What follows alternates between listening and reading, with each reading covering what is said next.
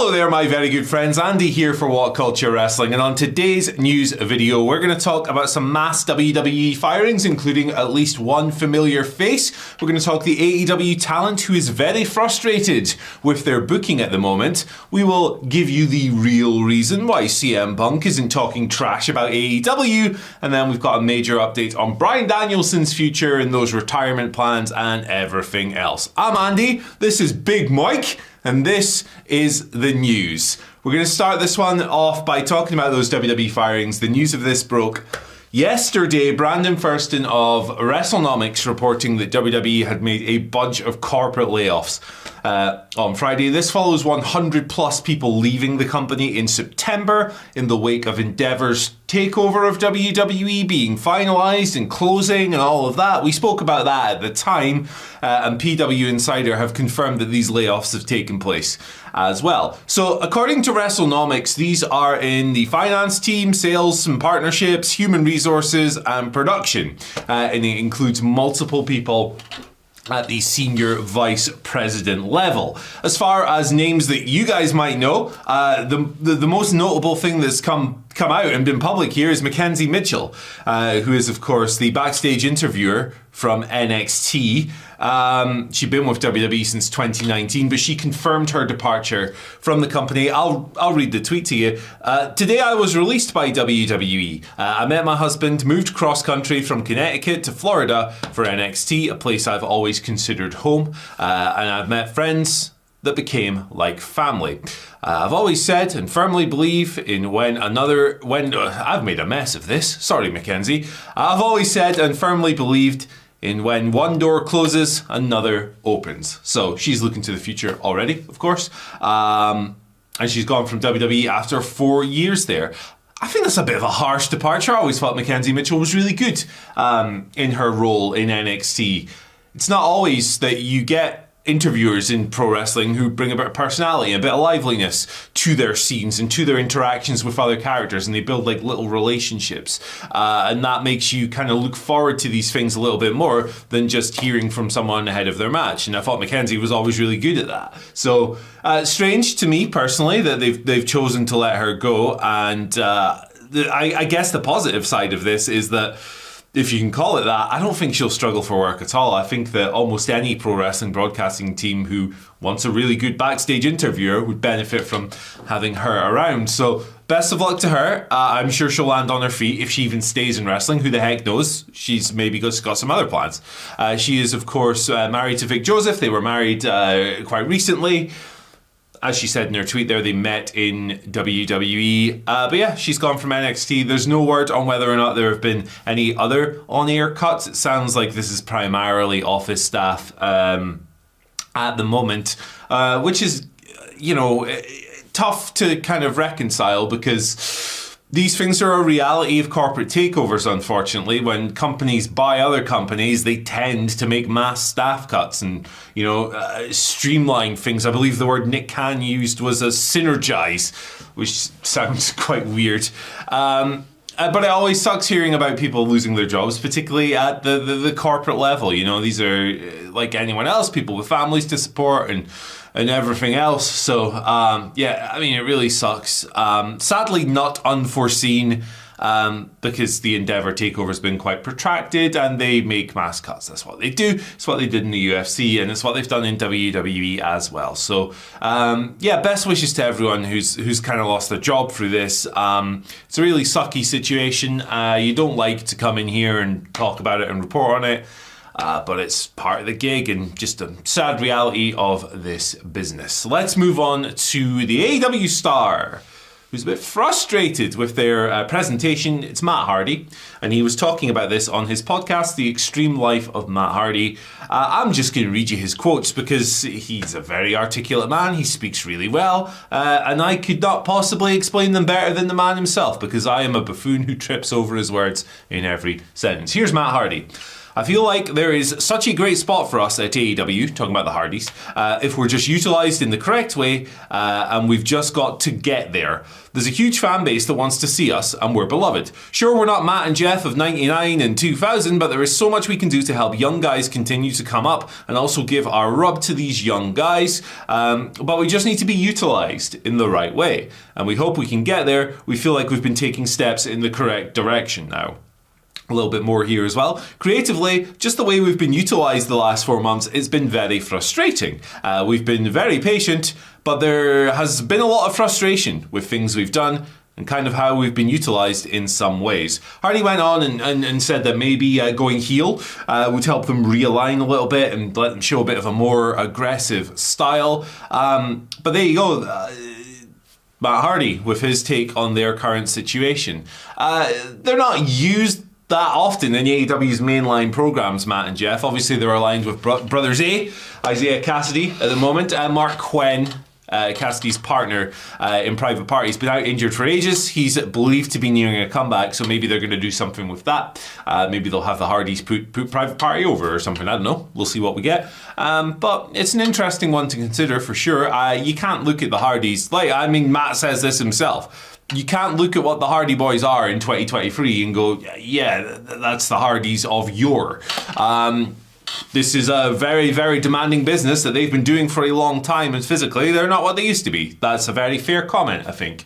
And obviously Jeff has had his issues completely unrelated to injuries and stuff like that as well. So personally, I wonder if that creates a reticence in AEW when it comes to pushing them and stuff like that. But they are a big name. They are still over. So if you can use their name value and their fame and their legacy and everything else to put younger teams over and give them the rub, that's a very good thing indeed. So let me know what you think down in the comment section below. What do you think of AEW's presentation of the Hardys? Is it fair? Is it nowhere near enough? Would you like to see more of them? Or do you think they're in the right spot? Throw it down in the comment section below and let us know. Let's move on to our next story of the day. It's that guy again, CM Punk. We can't go a video without mentioning this geezer at the moment, but hey, look, the thingies, the timestamps are down below. You know what to do if you're sick of him. But why would you be? He's the king of content. This is a little update from Dave Meltzer in the Wrestling Observer newsletter, and I kind of feel like this is something we knew already, but it's good to have it cleared up nonetheless, because this has been a conversation this week. You want to know why CM Punk isn't talking crap about AEW in his promos on WWE TV? It's because he signed a non-disclosure. He signed an NDA forbidding him from doing so. I swear this was reported a while ago anyway, before he re-signed with WWE, but hey-ho, here we are. So obviously Punk came back to WWE Survivor Series. He then cut a promo on Raw, which was quite tame by his standards, but maybe by design. We'll see. We'll see. Where there was no veiled, there wasn't even a veiled shot at AEW really. There was a couple of things that could be interpreted as such, but he wasn't standing there going, Tony Khan, you suck. Because he's not allowed to do so legally. Dave notes in the Observer as well, the same for Tony Khan. He can't talk about it. That's why Tony did that interview the other week, and he's like, hey, no, I can't talk about CM Punk. And other people who fought with Punk in AEW, the Young Bucks, Hangman Page and Jack Perry are mentioned here. There's no word on Kenny Omega, but you can probably assume so given that he was in the room for Brawl Out and he was bitten in the arm, allegedly, by another man. So yeah, he probably signed one as well. So it's probably the sensible move in terms of, there's been a lot of talk about this CM Punk WWE run being motivated a bit by spite for what happened in AEW, and if he's blasting off at the mouth on TV every week about his times in the other company, while I personally would find that very entertaining, yeah, it's probably not for the best. It's probably the best for everyone if the situation is, as much as possible, allowed to pass under the bridge now and just kind of move on and tell stories in your respective companies and make some magic and just try and put all of this away. Easier said than done for people who had literal fist fights with each other and people whose jobs were affected immensely. So it's easy for me to sit in this chair here and say, hey, just get on with it. That's not what I'm trying to do. But maybe it's just time to throw all this crap in the bin, set it on fire, and just have some good wrestling. Let us know what you think as always. I'm sure it's CM Punk. everyone's got an opinion. And finally, let's talk about Bryan Danielson before we get into your Twitter questions for the day. Bit of an update on his future. Of course, he's done as a full-time wrestler in a year, of what's probably closer to like 8 or 9 months at this stage. He announced that a few months ago. He's been planning on stepping back for ages. I swear he's mentioned like early retirement so many times throughout his career, even going back to his time in WWE. He's a family man now, and maybe he just doesn't want to beat the crap out of his body even more than he already has. And he's done a lot of that, let's be honest. But Tony Khan's had an interview here with The Athletic talking about Bryan. Basically, he's going to stick around. He's going to still be around in AEW a little bit, even after... What are you looking at? Thought so. He's going to be around in AEW a little bit longer after his full-time run is done. Here's the quote from Tony. Bryan and I made an agreement 3 years to the week before AEW All In 2024. The agreement was that Bryan would wrestle full-time for 3 years. Even 3 years in advance of the expiration of the agreement, I was already clawing for him to stay. He will stay with us in spirit and sometimes occasionally make sporadic appearances with us. But the end of the full-time run with us is going to be in 2024. So there you go. You can enjoy the work of Bryan Danielson as a full-time wrestler, as arguably the greatest wrestler of all time. I think that's a fun conversation to have, for sure, until some point in 2024. I've really enjoyed his AEW run. A lot of injuries, unfortunately. And obviously, you don't wish those on anybody, especially one of the all-timers. So I kind of wish those hadn't happened. But I think that, in particular, this year has been excellent. I think the Zack Sabre Jr. match, still my match of the year. I don't see anything kind of dethroning it now that we've only got like 29 days left of this month or whatever. Tremendous time across the board. I think he's a great influence on the company as well. He's great to have around younger talent, and he can, match anybody in the ring. Phenomenal guy, phenomenal wrestler. It's a shame that his career might be coming to a full-time end next year, but it's his choice, and you got to respect that. And it's nice to see somebody going out at that stage rather than waiting until like they've snapped their leg in half or something brutal. So hey, shout-outs to Bryan Danielson, and shout-outs to everyone who sent in questions on X today. I still say Twitter, and Why do you change the name, Elon Musk? Why'd you do that? But the first one here is from Himanshu Aman, who would like to know, who is your Punk dream match that nobody is talking about in WWE? Very interesting question here. Mine is Carmelo Hayes. Yeah, I think that'd be really great. Yeah, we've all sat here and gone, oh yeah, Steve Austin, Seth Rollins, Roman Reigns, whatever. But sometimes the under the radar stuff is even more interesting. So mine is Julius Creed. I think that this guy is absolutely sensational. I agree with my esteemed colleagues who have pinpointed him as perhaps one of the future top stars of this company. And look, I love Brutus as well. In fact, I think I connect with Brutus a little bit more because he's more of a meathead in his style and everything else. But Julius is just so well-rounded.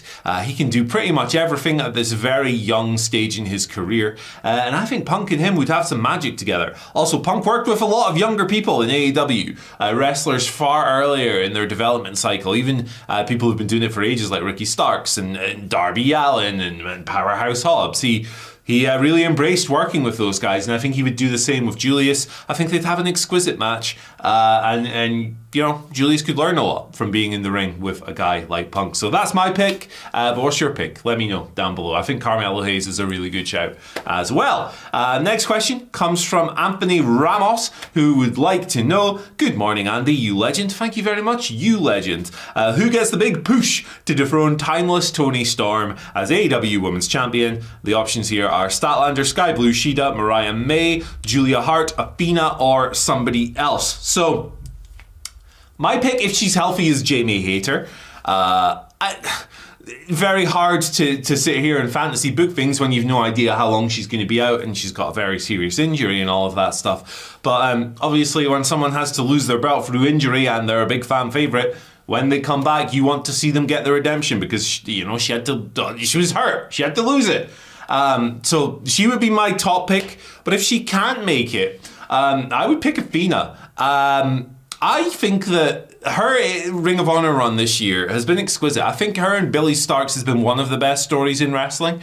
And it's a shame that more people haven't seen it because it's happening on Ring of Honor. It's a show that not a great deal of people watch. But you have to put stories on these shows to make them pull people in to a degree, and I don't like it when we sit here and go, or when online people are like, hey, why is this? This should be on a bigger show. It's like, no, you need to put cool stuff on this show so people come over. So I'm kind of glad in a way, but at the same time, once the Billy Stark stuff is over, they're having their match at Final Battle. I would love to see Athena doing this act, because it's a major league act. She's a tremendous heel. She's really found her character. The Willow stuff earlier this year was absolutely sensational as well. But yeah, Athena would be great. It's a bit of a difficult transition, heel to heel. So maybe if you want something a bit smoother, who am I going with? Chris Statlander. Great TBS title run. Let's see her do something a bit more story-driven in the Women's World Championship division. Next question comes from a frequent friend of the show, Eddie Sam Harry, who wants to know, who's your dark horse pick to win the Women's and Men's Royal Rumble 2024? Let's do them in order. Women's Royal Rumble, Kairi Sane. I feel like she's a name very few people are talking about here. And, you know, if you wanted to go down the route of her challenging Io, you could obviously do that, but I would keep them together. And what I would do is have Kairi go over and challenge Rhea Ripley, because that match would be ridiculous. Rhea would be an incredible base for Kairi. They have very contrasting yet complementary styles that would work extremely well. And yeah, I know they're both heels, but Rhea's kind of a face. It's really popular because she's really great. So there you go. That's my pick. And I do have a men's option written down here as well. Drew McIntyre. Look, bad stuff keeps happening to this guy in storyline.